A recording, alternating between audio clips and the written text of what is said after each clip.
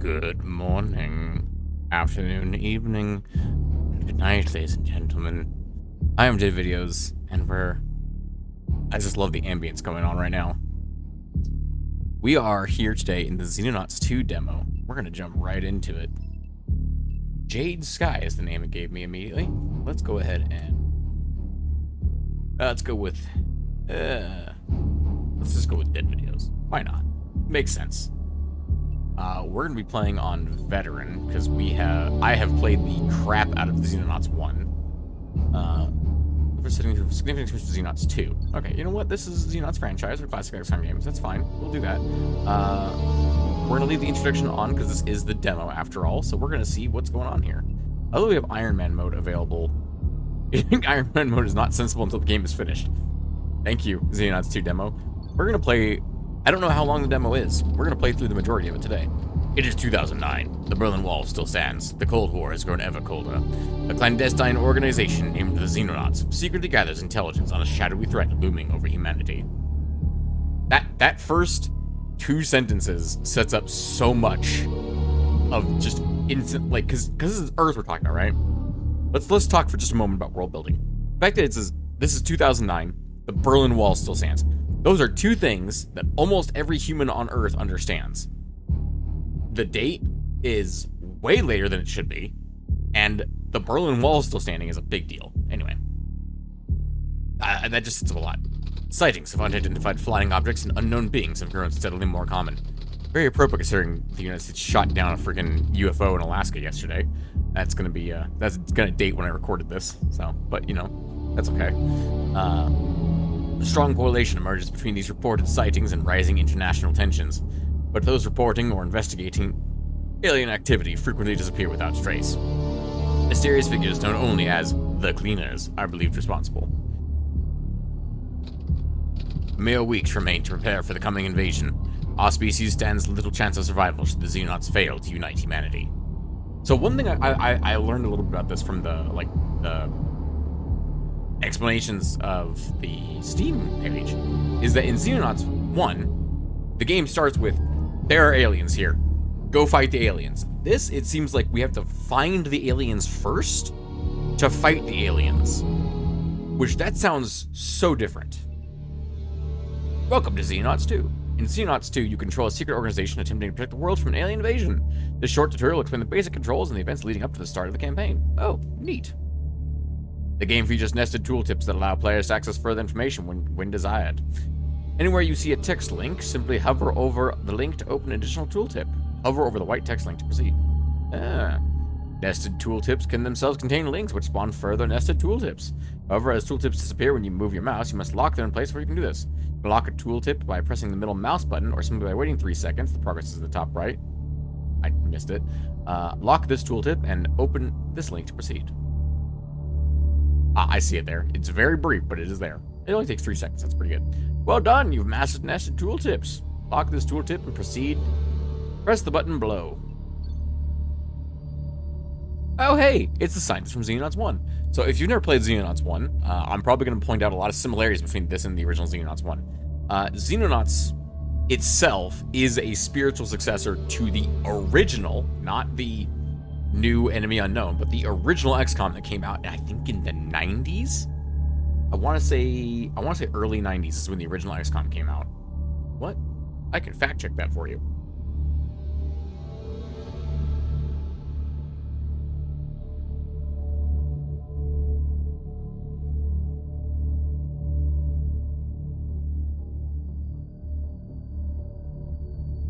March 1994 is when that came out.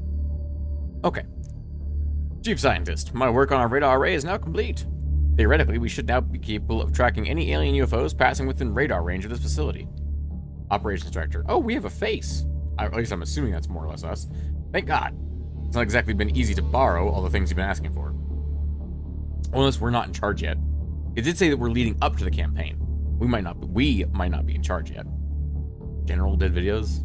Commander did videos. Director did videos. It's our... Literally my job title in real life already has the word director in it, so I'm okay with that. Anyway, very inspirational. So what's the plan now?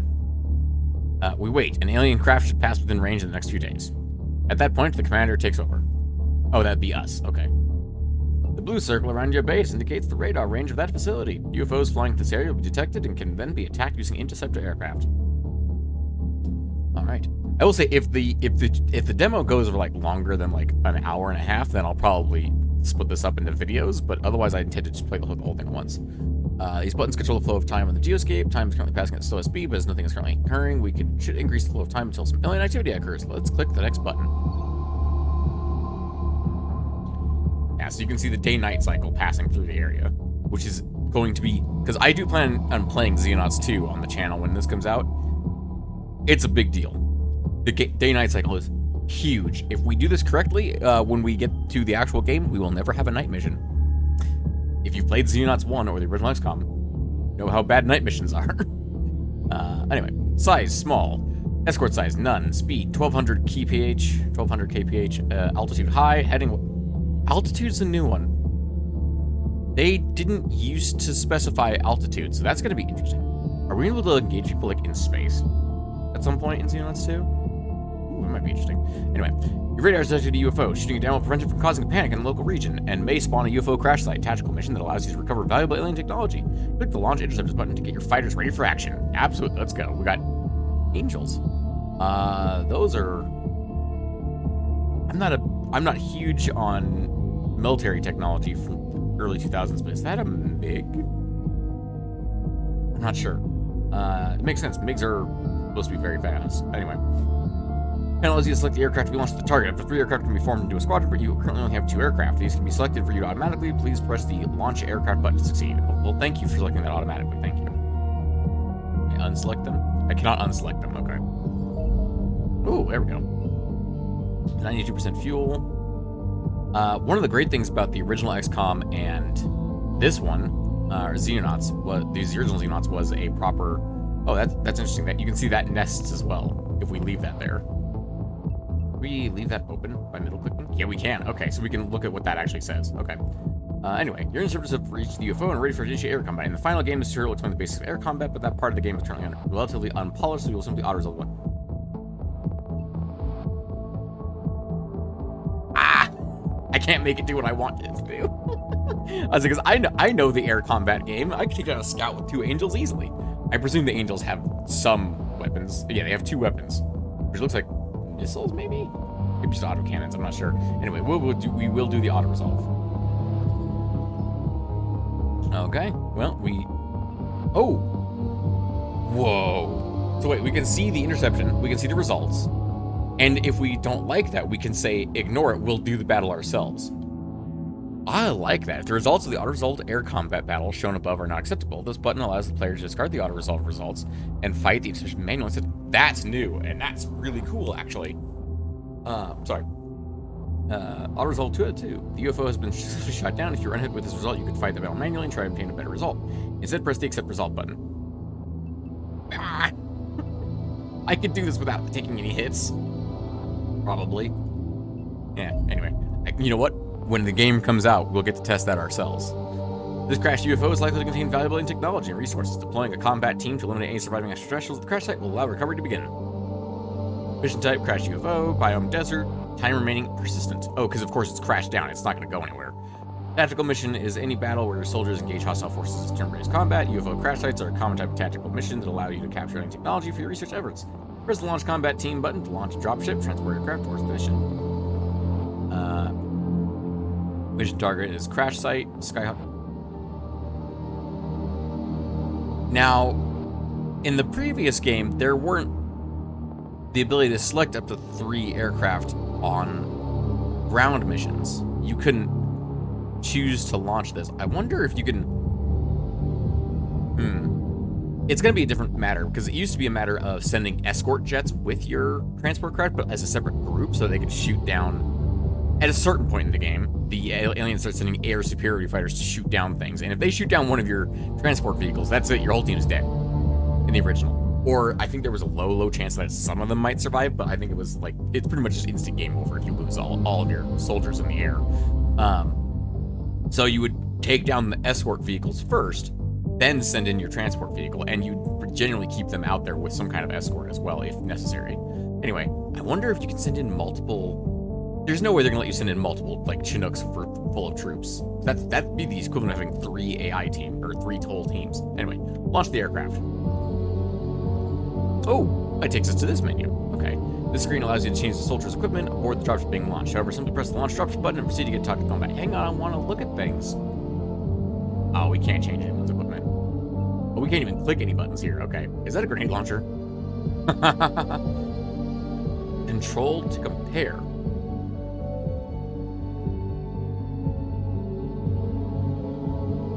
We can't actually do anything here, though. Skyhawk, 8 out of 9. Okay, so there's one extra spot in the dropship that we're not using yet. Good to know. Portal Petra Ivanov. We also can't change your name. Interesting. All right. We literally can't look through any of this. All right, so we just have to do this. I'm gonna guess it probably allows us to just get rid of this later on. I love that we have starting armor. Armor worn by a soldier provides protection and damage on the battlefield. This drop-down controls the type of armor equipped by the soldier. Two ballistic rifle. We have, looks like 3 riflemen, 3 assaults, a heavy, and a sniper. This is a terrible idea. This is a terrible, terrible loadout, but sure, let's go. Did I do that? That sounds ominous. It is. Every cleaner cell in the region is deploying tactical teams. No prize for guessing where they're headed. It's time for us to leave. Wonderful, just what we needed.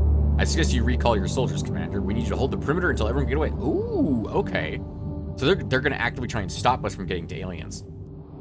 Base attacks were very, very rare in the original Xenonauts. In fact, they could only happen if you messed up, basically. I'm going to use swear words, but new YouTube says no.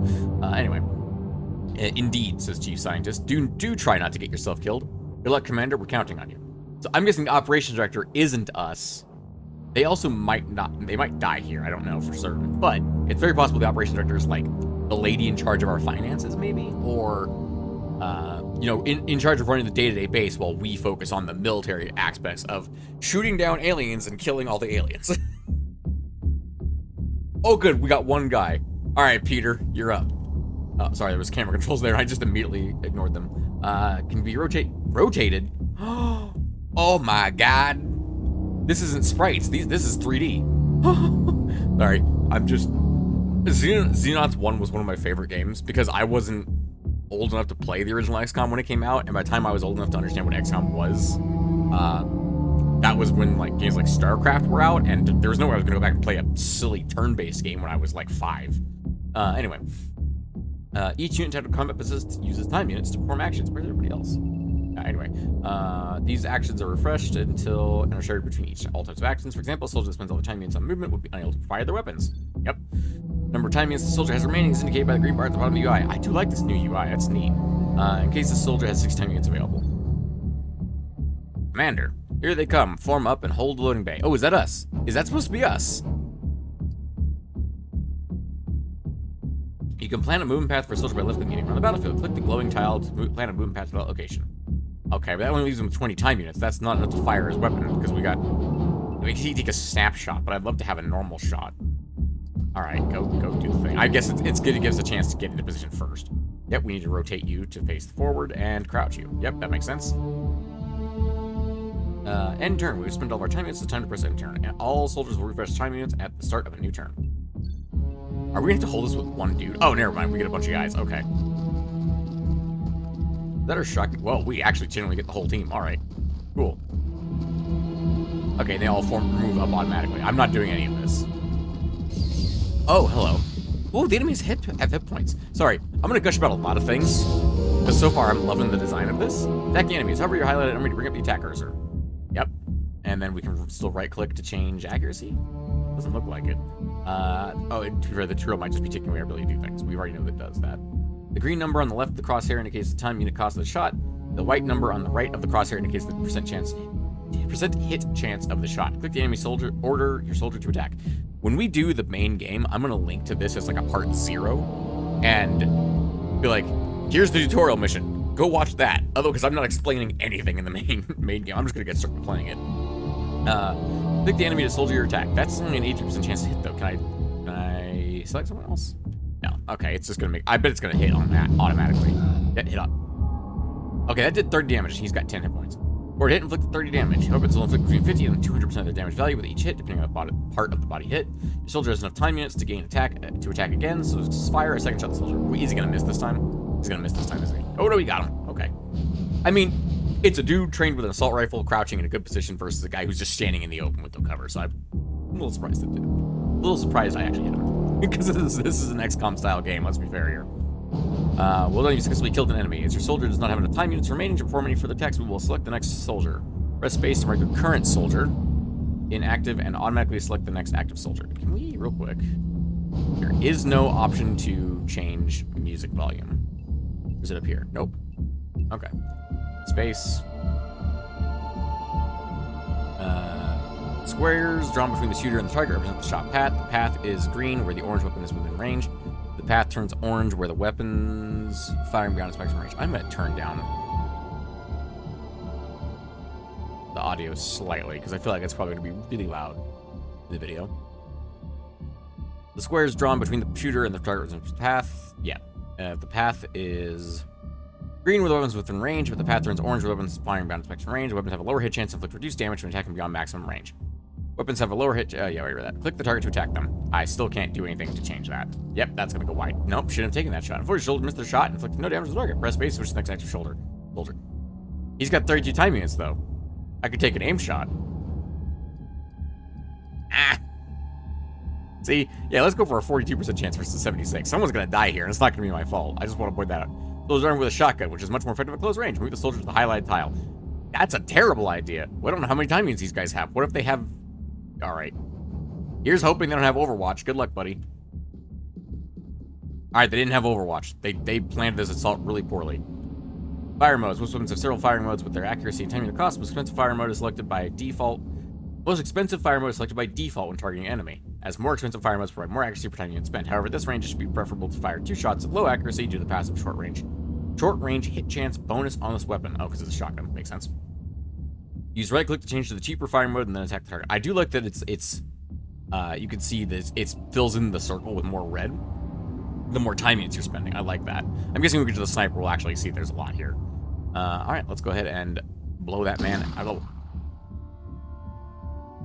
Oh, shot had a high hit chance. 59's not high. 59's definitely not high. Not in this kind of game. Your soldier still missed. Bad luck will happen in the game, and part of the challenge is learning how best to mitigate it when it does occur. In this case, simply attack the target a second time. Oh my god. Yep, shotguns are still effective. Thankfully, you don't have any more bad luck. Yeah, because it was luck, not the tutorial changing things. Because 59% chance to hit, and all 3 of them hit? Thankfully, you don't have any more bad luck. So press space to select the next active soldier. Also, we didn't leave her with any time units to crouch and take cover. She's fucked. Cover. Hover over the slided enemy. Oh, is it going to teach us how to destroy cover? It is. It's going to teach us how to destroy cover. There's a low hit chance because there's a large intervening cover object on the shot path. Full details of how the hit chance is calculated is shown at the bottom right of the screen. In this case, the crates are reducing it by 60%. Only the highest intervening cover value is used to reduce hit chance. And any cover or crouch units adjacent to the shooter are always ignored. Yep. Advanced tactic right there. Crouched units are always ignored. Very useful to know. Anyway, 60% soldier accuracy. Oh, we actually get that's a nice breakdown. Soldier accuracy 60, 1.35% shot accuracy, probably because they're using a sniper rifle, and intervening object 60. I presume it's going to have us destroy a cover with someone else. Do we have a heavy weapons guy on this team? No, we don't have a heavy. Oh no, we do have a heavy weapons guy on this team. Okay. Most range Xenonauts do is destructible, something that players can use their advantages, like the highlighted soldier by clicking on them. Oh, we're gonna use a shotgun for it. Okay, I guess it makes sense. Free fire mode allows soldiers to target anything they want. In this case, we need to use it to destroy intervening crates. Yep, that's very useful. Hold down control to activate free fire. Could you do that in the original? I don't know if you could. Can I not use normal cover? Because usually if you aim like past it. Oh, okay. I guess because we're shooting cover specifically, it's actually easier to hit it. Range modifier, shot accuracy, and soldier accuracy at the bottom there. I feel like that crate only had 1 hit point. just an assumption, because cover usually takes a lot to get destroyed here. Click the highlighted soldier to switch back to them. And now, Corporal Sarah Smith can absolutely just blow this man away. I can't. Check. It's highlighted enemy now has much higher hit chance. Yeah, there's no option in the way. Good luck. Let's see how much damage that does. Ooh, 40, okay. Grenades can be effective at inflicting damage and removing cover in an area. Select the fire for demolition charge Demolition charge. Demolition grenades contain high explosive that is excellent at removing terrain and suppressing nearby units. However, they lack the fragmentation effect of frag grenades, so inflict less damage on units caught in the blast area. Because demolition grenades inflict incendiary damage, they inflict triple amount of damage on terrain objects. Damage 25 thermal. Ooh. So damage types were a thing in Xenonauts 1, but you couldn't see them. They were hidden, they were obscured. So knowing that we get to actually look at all this extra information here if we want to, that's really cool. Throw mode, 100% accuracy, 25 TUs. Okay. So we click that. Grenades travel in an arc, allowing them to be thrown over walls and cover objects. Click the highlighted tile to select the thing. Oh, we can also rotate the camera so we can see it easier. Oh, that's so cool. That's so cool. I just love the ability to rotate things. Although, honestly, if this was me, I don't think I would do this. I would just gun one of these guys down with this guy. So.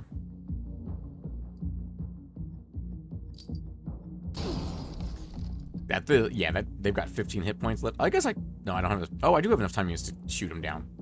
Secondary weapons. Your soldier lacks sufficient time use to fire the main weapon, but the pistol and secondary slot can still be fired. Click the pistol and secondary slot. Ooh, that's also new. Because the secondary slot was always grenades before. But I guess grenades are their own separate thing now. How many time units does this take?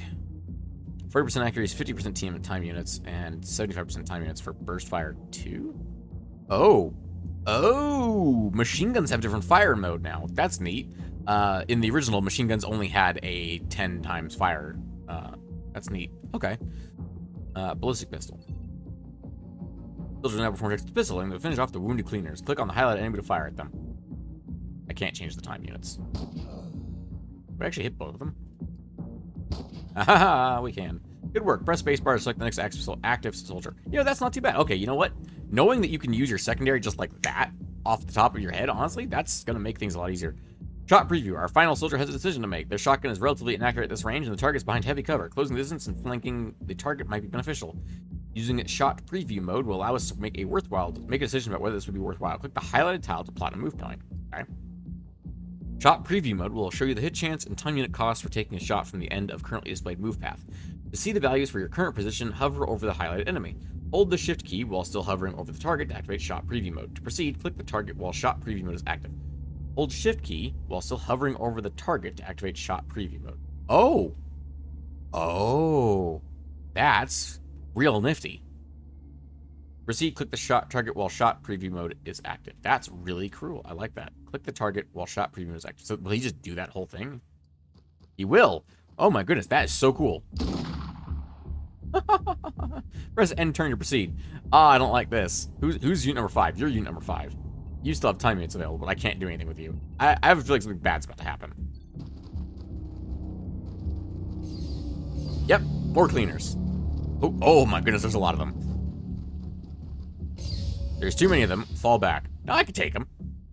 There's only, what, 1, 2, 3, 4, 5, 6, 7 of them? And it's our turn. They gotta move up.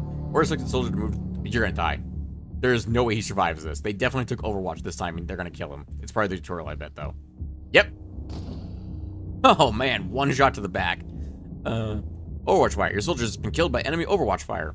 If a unit ends its turn with enough time units remaining to fire its weapon, it may then perform Overwatch fire during the enemy turn. Suppressing an enemy will prevent Overwatch fire, and flashbangs are a good way to generate suppression. Select the flashbang and throw it to the highlighted tile. Or we could kill them, but sure. Where's it wants to put this? Right here. Oh, that's so cool, being able to rotate the camera. Soldier's been killed. Yeah, okay, select the flashbang and throw it. I feel like grenades are actually going to be more useful in this than they were in the original. They were useful in the original, don't get me wrong here. All these enemies have been suppressed. Suppression immediately removes all time units from the unit, which immediately removes all time units. Which prevents them from being able to Overwatch fire as they can no longer afford to fire the weapon. Those units also only recover 50% of their normal time units following turn. That's new, isn't it? Because they used to have time units still remain. Like, they just keep some of the time units, I think. Anyway, we're going to throw another... Oh, alternative way to avoid losing soldiers to Overwatch fire is to make them harder to hit. Each tile of smoke grenades hit chance of any shot passing through, so smoke grenades are an excellent way to protect your soldiers. Take the smoke grenade and throw it at a highlight tile. Does smoke also still stun? It does do stun damage. So you used to be able to stun people using smoke grenades by just chucking crap loads of smoke grenades at them. Toss that up there. Oh yeah, everyone took stun damage up there. Good work. All enemies are either time units suppressed or screened by smoke. Move your soldiers to the highlighted sections to complete the tutorial. Which one? This one? Yeah, that one. I figured we'd move this guy. Regroup at the next position. We need to hold them off until evacuation is complete. I'm just saying, this position would be a good place to hold them. Dude, you're not ready to take on the alien invaders in a full campaign. Is that the end of the demo? I'm going to be sad if that's the end of the demo, but I will also understand if that's the end of the demo. Mission complete. Soldiers with high strength are able to throw grenades further. That's new. Good to know. Strategic layer, day 1. Maybe it's not the end of the demo. It does say loading strategic layer, day 1. Might not be the end of the demo. Obviously, we're playing through a significant vertical slice. Please choose the location for your starting base. Ah, okay. So in the original Xenonauts, this was a big deal. You get to choose where you put your base. So you see the 3 distinct rings there, right? You have the heavy blue, then the lighter blue, and then the much lighter at the end of it. Those are the ranges of the 3 radar stations you can build in your bases. So you can build up to 3 radar stations. I'm working on Xenonauts 1 knowledge here. And every radar you build expands your range a little bit more. Obviously, the first one's the big one. You can't do anything without the first radar. You need that to be able to intercept things in that area. You don't technically need it. You can technically fly recon sorties with aircraft, but that's really inefficient. Oh, wait, this is all one area? That's all one area, okay. Yeah, there's only 6 zones. North America, Europe, I'm guessing Soviet Russia. LA would be Latin America, Africa, and Asia. Okay, so let's go with Australasia, because obviously that's an actual term. That might be where we should put our base, because that's a lot of ground coverage. At the same time, centralized, just move next door from where we just were. I think. Oh, also this area up here doesn't have anything going on up there. Okay. Obviously, Antarctica is also not represented on this map. I think this area covers the most. Let's go with a centralized base in this location. Africa. Base Alpha. Actually, let's just call it. Let's just get a little reference here going on to one of my favorite sci-fi series of all times. No. Alright. Invasion analysis.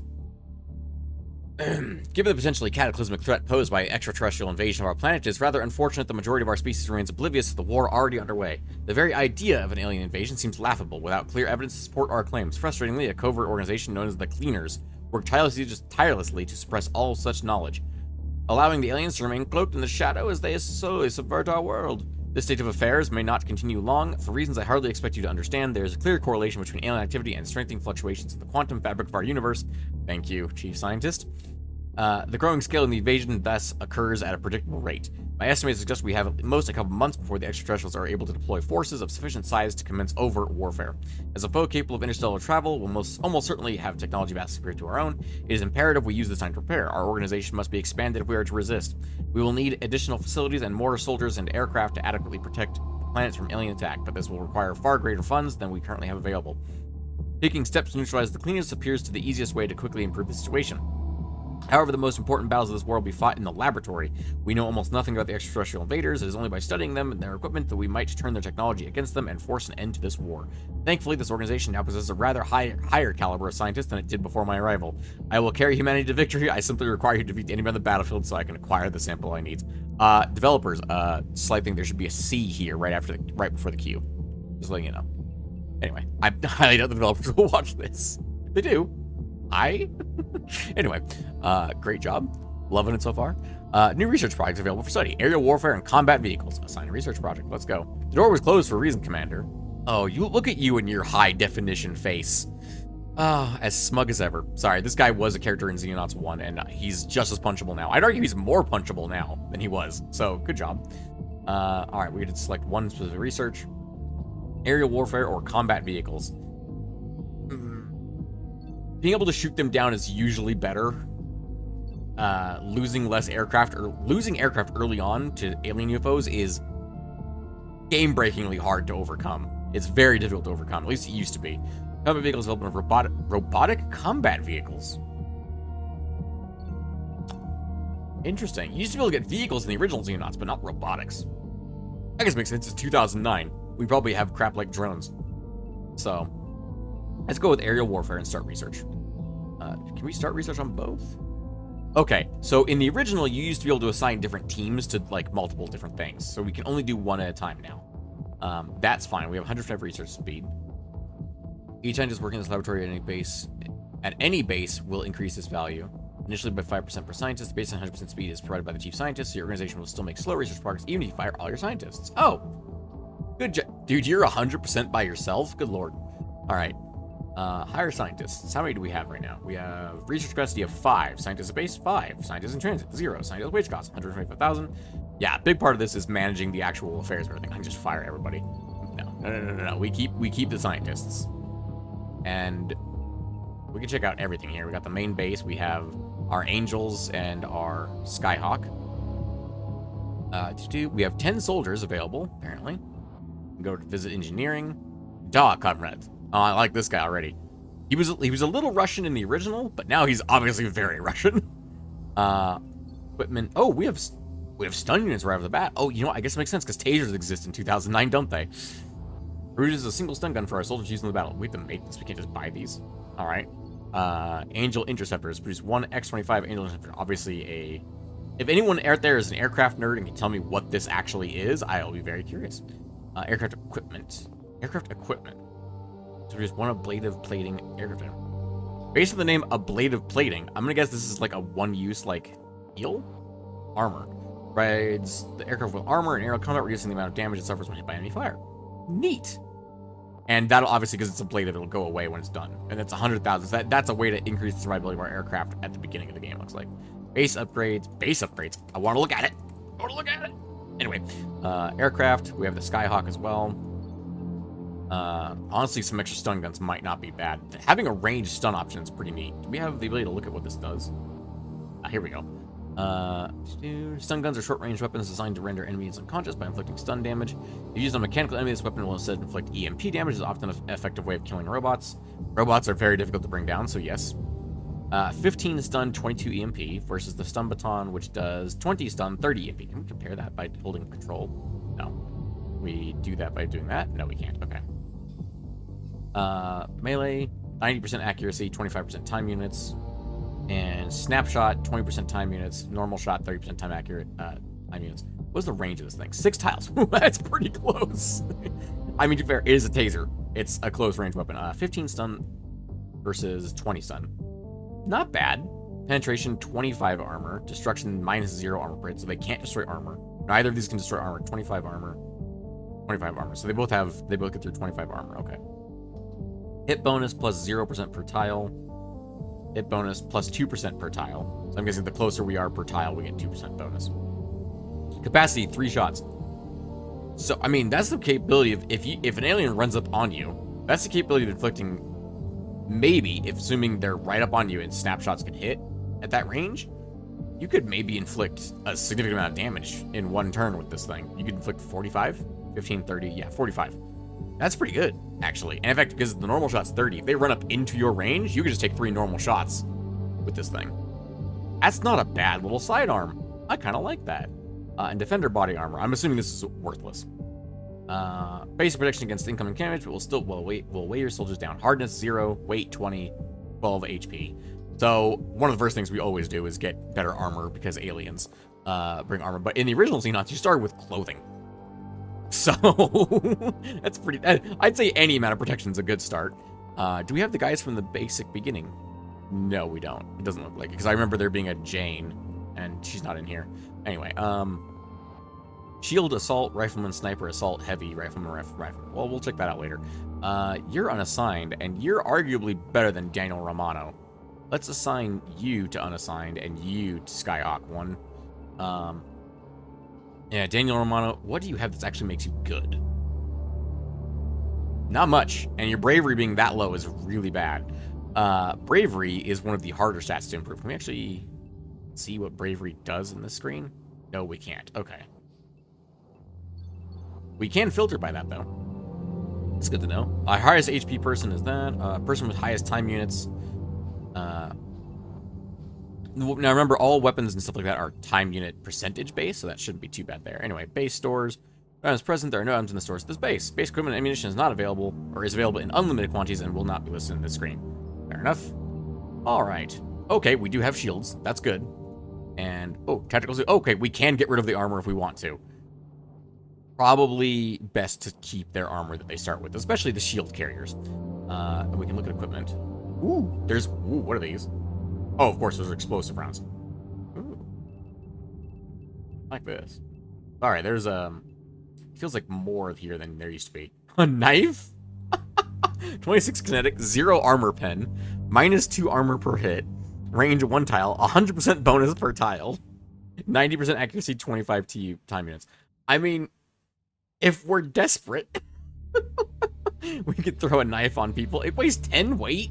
How on earth does a combat knife cost 10 weight? That's huge. That's ridiculous. We don't need that. Only 1 extra ammo on the... Only 1 reload on the shield carriers. That's not great, but that's... What are these? Tactical module. Sensor package that can be worn atop the soldier's tactical vest. The information it provides grants a small boost to accuracy. Oh, what are these? Steel plates provide extra armor. It can be worn to the tactical vest. Oh my goodness, that's really cool. So we could properly make like a proper heavy. That's cool. I like that. Now, mind you, that's what, 3 extra armor, and we're gonna be dealing with people who have plasma weapons, so that's probably not gonna do much at the beginning. It might do okay against the cleaners, but I don't know if it'll do well against actual aliens. And we can go to the armory. We can check out everybody here. So let's see what our assaults are carrying. They're carrying... Oh, they actually are carrying a tactical vest. Assault. But defender armor. Okay, so is that just being there? Yeah, that just being there causes it to go up. Okay. Can he wear 2 of these? If I give him that, get rid of other equipment. Does that actually work? I don't know how to check to see if that's working or not. 4074. 4074. Okay, so it doesn't actually say if it works or not. I don't know if that works. I don't know if you can have 2 of these things. Obviously, let's go ahead and re-equip Assault. I do love this because you can easily... Yeah, you have Assault, Grenadier, Heavy, and Grenadier. Of course, because Grenadier is actually... They replaced the rocket launcher with the grenade launcher.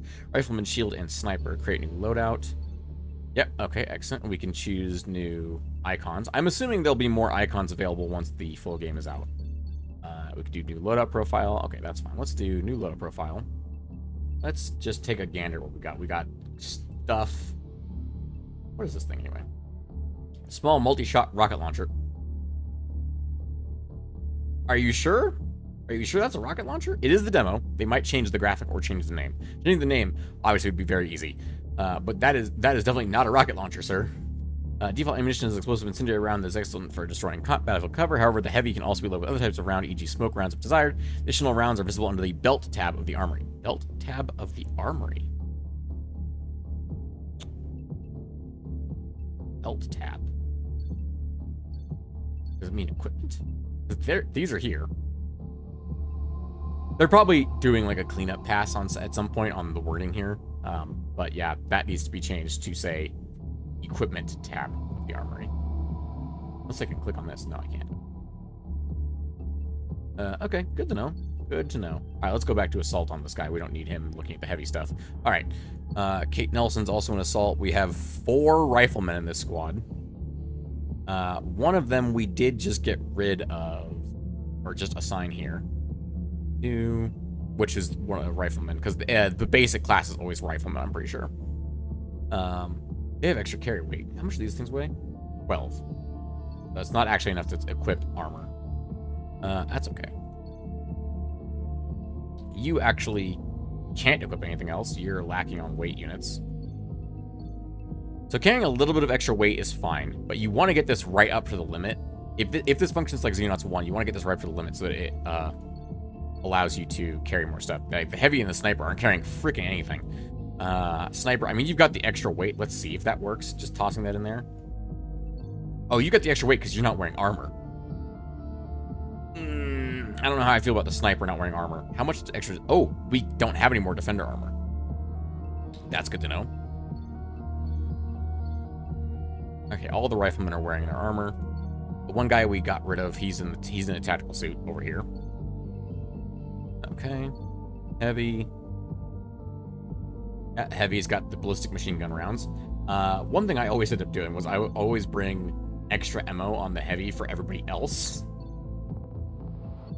Because the heavy's got lots of weight capacity, basically. Because the one thing the heavies always have is strength in... Well, strength. Let's bring a couple extra grenades as well. If grenades are going to be so useful that we can just toss them out while having a secondary weapon still equipped, that's definitely something we should do.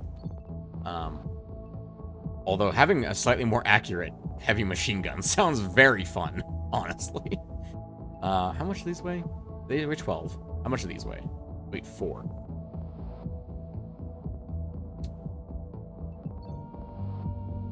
It's 3 time units per health. Okay, we're over by 3 right now. What in here weighs 3, if anything? Nothing in here weighs exactly 3. Darn it. Okay. Does anything in the equipment weigh 1? I mean, if we have infinite of these things, we might as well use them, right? Right? Makes sense to me. We can scrap the smoke grenade in favor of... that gives us... not enough to carry one of those. How much do these weigh? 16! Okay. Heavy launcher, they have a similar explosive range to a standard grenade, but they can be fired much further. They are effective at destroying terrain, but only deal medium damage to any units caught in the blast. I'm guessing at some point we'll get ones that deal anti-personnel damage and absolutely destroy shit. Oh, look, you can't actually see the little blue buff there. Okay, hang on. If we go back to the sniper, he's got both things. He does have both things. Oh, so it does work. That makes sense, because the plates go in the vest, whereas the visor or the module goes on top of the vest. So that makes sense. You are 1 over. I don't know if that will increase your strength in the end. Character capacity penalty. Oh, +2 experience. I'm not sure. Anyway, we're going to get extra gear on our guys, and then we're going to send them in.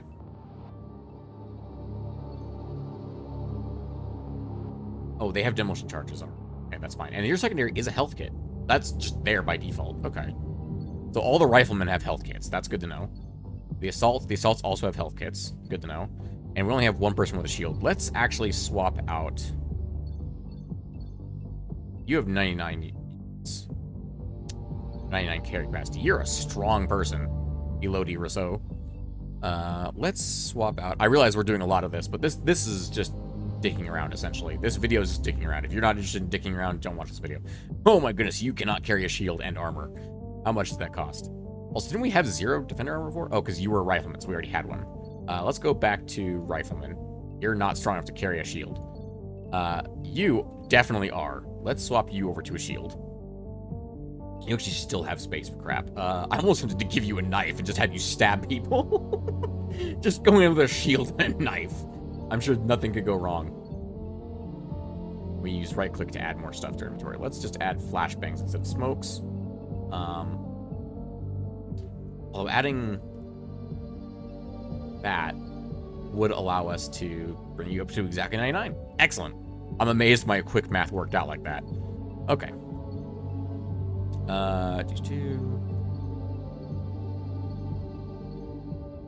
Okay. You know what? This is why I'm going to say this is part 0 of this gameplay of Xenonauts 2, because we're going to get through all the explaining stuff in this episode, and then the actual series when the game comes out will be less explanatory, and I can just point like, well, I talked about it in episode 0. Go look at it. It's a giant tutorial on how to play Xenonauts, essentially.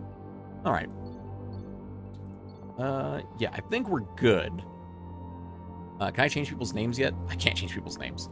Maybe I can't do that here. Can I do that? Oh no, I can. It popped up over here. I was expecting it to pop up over here, but no, it popped over here. Igor Zaretsky. Nice. Okay, so we can change people's names if we need to. Excellent. With that, I am going to leave that there. If we go to the aircraft screen and we go to... Oh, they have autocannons. Good to know. Oh yeah, let's just get rid of their armor. That seems like a great idea. So no missiles on these guys, just autocannons. And we can arrange our loadout. Excellent. Let's do a shield here. Where is shield number 4? Shield is 4. Let's do shield there. I like to do a shield on each door, but we only have the enough armor to give 3 people with shields right now, or 2 people with shields, and also this vehicle can only carry so many people. So we'll do the assault should be at the front. Rear rifleman, you're a rifleman, that's fine. Anna King, hold the door. Actually, we should get a rifleman on the door because they have armor. You have armor? Let me look at. No, we can't look beyond that. Okay. Right. Rifleman in the middle so that they can take cover or throw some stuff down. Do sniper there. Let's do like that. I think that will work. That's not too bad. Okay. Xenopedia. Okay, this is the thing. I'll probably do like half episodes when the full game comes out of reading through the Xenopedia. So it'll be like episode 2.5, and we'll read through all the Xenopedia entries that we unlocked. I'll probably just like leave them up very briefly so you can pause and look at them in the main thing.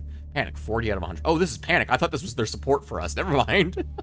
This is their Panic level. Okay. I mean, Panic level is kind of their support level. Let's go ahead and up time. Prepare for the invasion. Well, we've done everything we can. Research is ongoing as is. There's nothing for us to look at here. Engineering. Actually, we could get them. Let's start production on 2 more suits of body armor. Just because at the time we have them doing nothing. Let's also get some stun guns going. So, can we divide units here? They're just going to work across the whole thing. Hire engineers. How many engineers do we currently have? 5 out of 5. Living capacity, 20 out of 24. Okay. Nothing to do there. Okay. Aircraft equipment. Probably having more of those in stock will probably be useful. We can't produce any more vehicles at the moment, or aircraft at the moment. We'll go to the main base. Can we actually build stuff here? Just do hangar, storeroom, generator. Power capacity, adjacency power capacity. Okay. Base structure provides a facility with power. Okay, training capacity.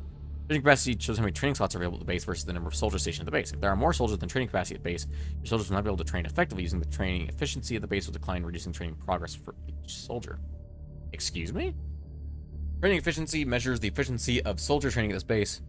For the training efficiency of 100%, each soldier gains the full number of progress points indicated by training rate. The value is calculated based on the training capacity at the base and the number of soldiers trying to use it. As long as the number of soldiers does not increase training capacity, you train full efficiency. You can increase training capacity by building additional training center structures. Progress points. So it's gaining +1 in an attribute for each 1,000 progress points they gain for that attribute. They can gain attributes without being in battles? Oh, that's huge.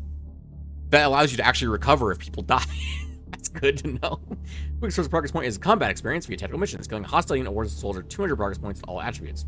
And each attribute has a unique way to generate progress points, e.g. you get +1 progress point in accuracy for each time unit spent firing weapons at hostile units. However, the training room base structure will also generate progress points on an hourly basis to all soldiers stationed at the base. The rate varies depending on the training rate and training efficiency. Note that progress point generation suffers from diminishing returns, so that means soldiers with high base stats can be very valuable. Very much so. Excellent. That's really cool. Okay. Okay. Is there anything else in here we're interested in? We can lock it by using middle mouse button and then look at training rate. Comparing the amount of progress points each soldier stationed at this base will gain in their attributes every hour they trained at this base. It's modified by training efficiency. The rate of your progress will increase as your organization gains more knowledge about your extra foes. Including autopsies of dead aliens and interrogation of captured specimens will therefore lead to an increased training rate across all your bases. Yes! Yes! An actual reason to capture people. Yes, that's so good. Oh, I love it. Okay, let's get rid of all that. Power capacity. This is also a new one. Power capacity shows total base generation of the base and how much of that power is currently being used by structures at the base. Additional power can be obtained by constructing generators. Many types of base structure require power to function. With insufficient power, then building can be constructed, but the building will be entered and deactivated on completion. Deactivated base structures can be reactivated by left-clicking them on them once you have enough power available to reactivate them. The structures can also be manually deactivated with right-click. This only works on structures that contain power. Okay. I'm guessing there's a... What is this? Access lift is a large elevator that ferries cargo and personnel to and from the surface. Oh, that's the access lift. That's fine. Base falls under attack. Your soldiers will rally at the access lift to begin defensive operations. Nice. So that's where we come in. Unless, of course, they blow a hole in the base or something. What is the actual plus icon, though? I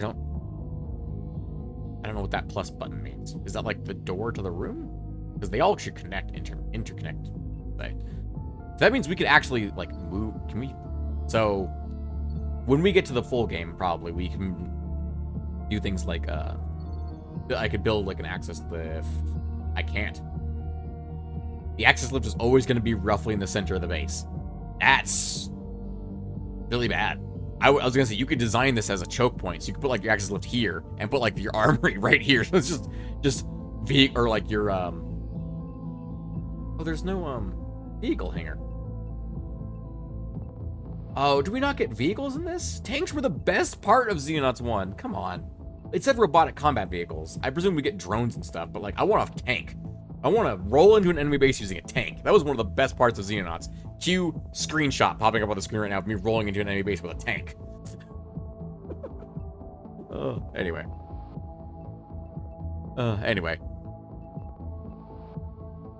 Now, mind you, maybe it just pops up here once we have it available, and it's not available in the demo. Maybe it's just not available in the demo. You know, it's probably just not available in the demo. Hangar capacity, storage capacity, soldiers, scientists, engineers, detection range, 5,700 kilometers. 0 damage, defense strength. Yep, so this is basically if a UFO attacks us, our base defenses will do damage before. And if it completely destroys it, then no ground battles happens, and inflict damage that may kill some attackers before the mission begins. Yeah. Where the defense strength is a range. The actual damage inflicted can be anywhere between the minimum and maximum values. Yep, absolutely. Research speed is plus 25. Survival chance, 10%. Survival chance. 10% of soldiers killed in the battle may have a chance of surviving or returning to base with 1 HP. No. The survival chance is defined by the quality of medical facilities at their home base and can be viewed on the base screen. Units cannot survive if they have been gibbed. Makes sense. Which usually occurs due to an explosion or as a result of massive overdamage. Out of curiosity, because I actually explain what gibbed is. Gibbing. A unit has been gibbed when their body has been totally destroyed, leaving only a puddle of blood and a few chunks of flesh. Yeah, most commonly seen when a unit suffered massive overdamage or been killed by explosive damage. No corpse item is spawned for a gibbed unit, which means that a gibbed Xenonaut soldier cannot survive the battle. Additionally, if a unit is killed by explosive damage, then all their other items will also be destroyed. Very important. If a Xenonaut normally dies, you can recover, like, high-end weapons and stuff. Survival. In some circumstances... Oh, does this... Hold up, can we... We can just nest this forever. Oh, it does start to gray them out, but that's funny. I just love the idea of being able to do that. Oh, that all is down here as well. Okay. Let's build up. Let's get another laboratory and another workshop. I presume we need a living quarters for all these people. Because that'll be... Laboratory and workshop. It is... Power used 15. Oh. Adjacency to other labs is plus 2 research capacity, plus 5 workshop capacity. Where's the workshop? Workshop is here. Can we cancel this or move this? I want to cancel constructing adjacent workshop. Yes. Did that give us all of our money back? 250,000. Oh, that's what that bonus, that plus mark is. It means we get an efficiency bonus. Ah, I see. Okay. We don't want to give them more ways to get out of the access lift. Because they can already go up into the radar dish and into this area and this area. We want to limit the amount of access points here. So being able to build a choke point into your base actually is really good. Training center, medical center. We don't have a medical center, do we? We don't have a medical center. Let's build a medical center. Is there an adjacency bonus for this? None. Okay. Power used 25. How much power do we have left? 90 out of 150. We're good to go on this. Actually, how much power do these things take? 15 and 15. So that's 30 extra power. So yeah, we're good on that one. So we have 60 extra power. Missile battery. Could be useful, but I don't think we need to deal with that for the demo. Although the demo might attack us on purpose. It would make sense to me if the adjacency bonus got from was being next to the access lift or like this. Now, being next to the access lift makes a lot of sense because you get them down the access lift and be like, get them to the med bay immediately.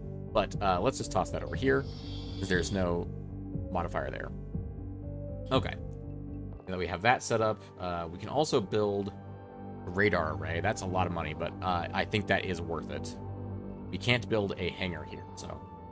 Insufficient power to operate the... Oh, that takes way more. Okay, no, let's not do that. Okay, we could build a generator. Adjacency is an additional plus 30. Okay, so building out... There's going to be a Tetris method here to the madness. I'm hoping that when we build a new base in the real game, we'll get to choose where the access lift goes. That does some more power, because why wouldn't you put it in, like, the corner? Or, like, yeah, the corner, and then just put, like, armory and garage right here. Just have all of the freaking units mash into the corner. Anyway, let's go with, I think we'll leave that there for now. Generator only costs $200,000. And that way it's being made. Let's do it. Okay. All right. Let's go back to the geoscape. And we'll bring the game up to 4 times speed until something happens. Defender body armor proceed. Usually also has complete work on defender body armor. They'll now work on stun gun bows. Thank you. And of course, obviously, we do have to pay our people as well. Stun gun produced. Stun gun produced. Okay, you know what? Let's go back to engineering real quick. Soldiers. Base stores. We should be able to see, yep, defender body armor and stun guns. Excellent. Armory, engineering. What else can you guys make? Yeah, I like the idea of stun guns. Let's get that to soldiers. Not soldier screen. Armory? Armory is where we look at this. Okay. I've got to relearn the terms. It's been a while since I played this. Equipment? It's under equipment. Okay. Oh, look. That's... I don't know if it's going to be the icon for it in this game, but that is literally straight up at the icon for energy weapons, or the one that laser weapons used for the ammo clips in Xenonauts 1. Weight 4. How much does the actual stun gun itself weigh? Having our shield units carrying stun guns would be really cool, but at the same time, that's a lot of extra weight. The assault guys could carry them. These weigh 8. I like the idea of them being able to reload it once. I don't think the assault guys need to be able to breach cover, although it might be useful for them to be able to do that. I mean, they also have a shotgun for breaching crap. Let's check. The assaults are going to be the people following the shield guys around, so usually that's the way it goes. Does anyone have a lot of extra strength at the moment? The heavy does, but the heavy's not going to be anywhere near combat, and so does the sniper. The sniper can carry some extra ammo for someone else. That way, if we run out of ammo, they can run back to him and grab ammo. How much extra weight capacity do you actually have? 3? You have a weapon that weighs... No, okay, they weigh 4, 2, 8, and 16.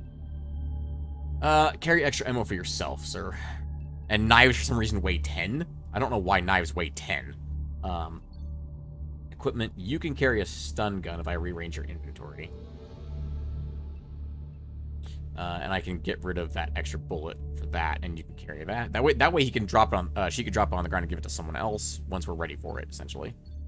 Although we might not have the chance to react that quickly, so we might have to actually put it on someone who can actually use it as a secondary. Having a medkit on a secondary does make a lot of sense, but let's actually ditch that for favor of the taser. Favor the taser. Because, I mean, you're not carrying a pistol anyway, because your short-range weapon is a shotgun. Let's bring extra taser ammo. And since you are no longer carrying that medkit, you have extra space for some bullets as well. Never underestimate the usefulness of having lots of bullets. Never underestimate the usefulness of that. That way we've got 1 taser in the back line, 1 in the front line. All right, that's good enough for right now. And you know what? Honestly, I now want to make a design in the full game that's going to be like, I complete work on stun gun. Okay, no further engineering work is executed. I don't think I have anything else for you guys to do. I guess I can make some blade of armor, but that's okay for the moment. Let's go ahead and get back to this geoscape. Now, this is the demo. We're not going to be able to continue on probably in the main game. We're going to have to start over, I presume, in the main game. We can't just continue on from the demo, unless we can, which would be really cool. Tactical mission. Cleaner operation site. Mysterious cleaners are preparing to eliminate the staff of a polar research station, presenting us an opportunity to attack these isolated enemy operatives. Mission type, elimination, biome, polar, time remaining, persistent, victory rewards, 250k. Ooh. Oh. Oh. Do we actually have a dropship that could go that far?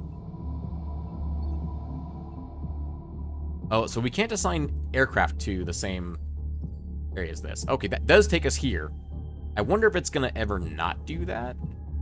Because it's like, okay, now you can make last-minute adjustments to your soldiers, essentially. Do we want to bring that last stun gun? Yeah, it weighs how much again? 8? Is there anyone who has the space to carry that? If I did your smoke grenade, you could carry it.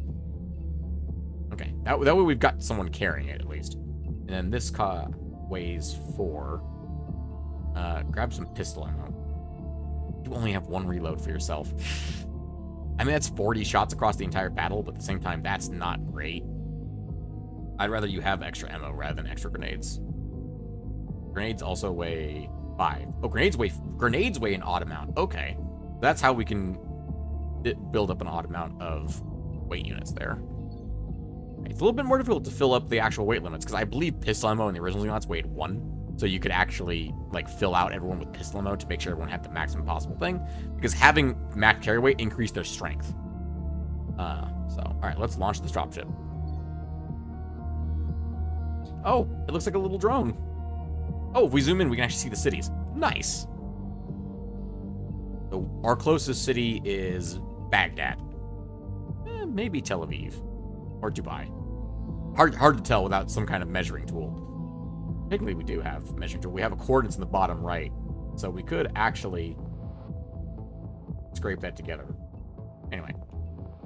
That means with those coordinates, you could get really into the nitty-gritty of actually planning out your attacks and stuff like that. And you can see, I mentioned recon sorties earlier. The aircraft do have a radar range around them that helps them see stuff. We're going to get there right in the middle of the day.